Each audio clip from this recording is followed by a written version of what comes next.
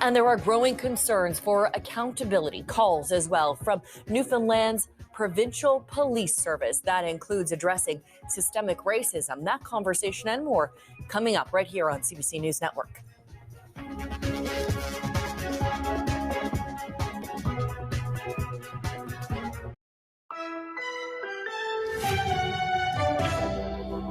A St. John's-based Indigenous group is calling for change from its provincial police service. First Voice released a string of recommendations this month.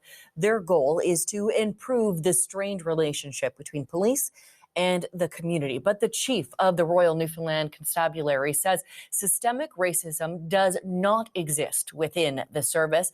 With more on this story, we are joined by Catherine Fagan from First Voice. Thank you for being here, Catherine. I want to start with you by asking, what is your reaction, and what was your reaction to the RNC's police chief, Pat Roach's comments? Well, I think it shows a real lack of understanding and lack of leadership. First of all, let's step back, I think, to define systemic racism. We're not talking about the attitudes or the opinions held by individual police officers or even the chief of police. Of course, it's certainly possible for individuals to hold racist attitudes when they can bring that into their work. But focusing on individual means that we're really missing the bigger picture. What we're talking about here is in systemic racism is about systems of power and the differential impact that they have on people, specifically because of their racial identity. For example, and this is something across Canada. So in Canada, for example, Indigenous women are at least 12 times more likely to be murdered or to go missing than non-Indigenous Canadians. This was documented in a final report from the National Inquiry into Missing and Murdered Indigenous Women and Girls. And that report specifically identified the failure of the police to ensure justice and protection for Indigenous women and girls. And this systemic racism in law enforcement is not unique to the RNC in Newfoundland and Labrador, but it actually exists across the country. But it definitely exists at the provincial level as well. For example, just recently, this past summer, the Assembly of First Nations Regional Office for Nova Scotia and Newfoundland, they produced its own report documenting a range of racist behaviors by police in Newfoundland and Labrador, confiscating sacred items, eagle feathers, medicine bundles, physical intimidation, openly mocking cultural traditions, and even outright ignoring calls to the police that were made by Indigenous peoples. It's not only systemic racism, to be fair, there's also a problem. For example, last summer, several women came forward with allegations that they were sexually assaulted by on-duty RNC officers, and more than a dozen of those allegations are still unresolved, and the existing oversight mechanisms have proven totally ineffective to address them. And so when the chief of the RNC says that systemic racism does not exist in policing in our province, that either shows a complete misunderstanding of what systemic racism is, or a complete denial of the issues that are facing Indigenous communities where they are serving. Now, to be fair and to be clear, CBC News has reached out to Chief Roach of the Royal Newfoundland Constabulary for comment, and he has turned down interview requests from CBC. But in your report, Catherine, you do go on to say that your group has released, as you mentioned, stated a lack of representation and problematic favoritism within the province's policing organizations. Can you touch a little bit more on those concerns in particular?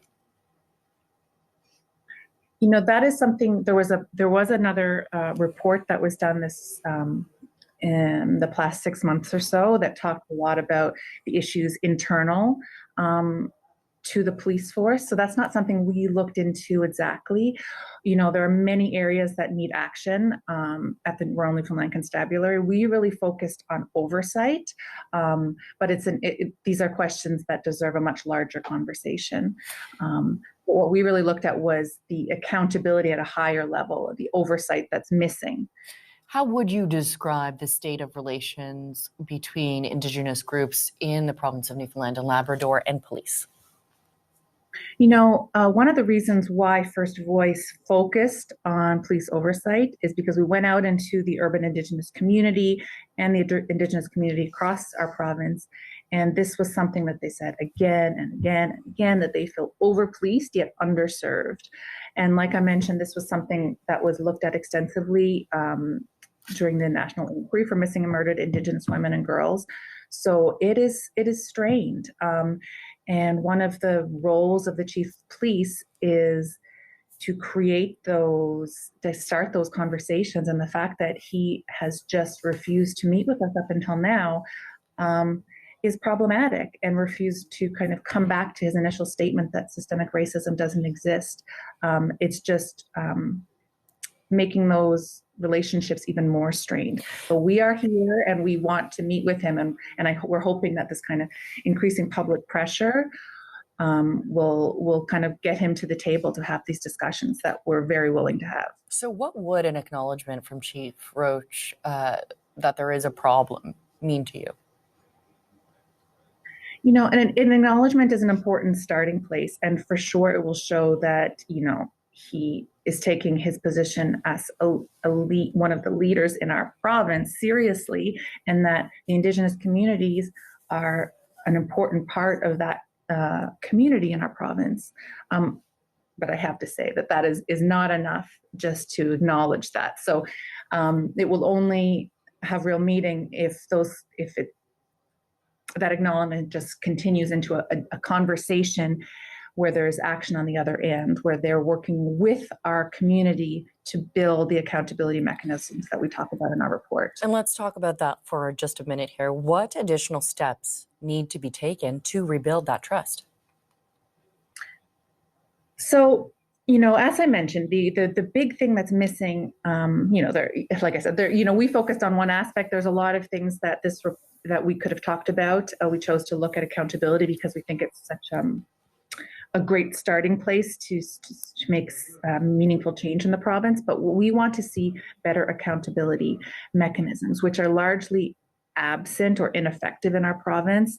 And where accountability mechanisms are absent or ineffective, these types of things like systemic racism tend to flourish. Compared to other Canadian jurisdictions, Newfoundland and Labrador lacks a comprehensive system of civilian oversight. We have no police oversight board, no police commission to ensure that the police are accountable to the public. And these actually exist in nearly every other Canadian province, as well as internationally. And often these types of boards, they're responsible for things like setting high-level policies for things like training, recruitment, use of force, a very important one, consulting with the different communities in the province to identify policing priorities, leading proactive investigations when things like systemic racism are raised, making high-level decisions about resources, budgeting, things like that. And then, of course, holding police leadership accountable. So that's the kind of thing that we're looking for in our province, a really broad oversight board with meaningful powers attached to them. Catherine Fagan, we'll have to leave it there. Thank you so much for your time. Catherine Fagan from First Voice, an Indigenous coalition in Newfoundland and Labrador. You're watching CBC News Network.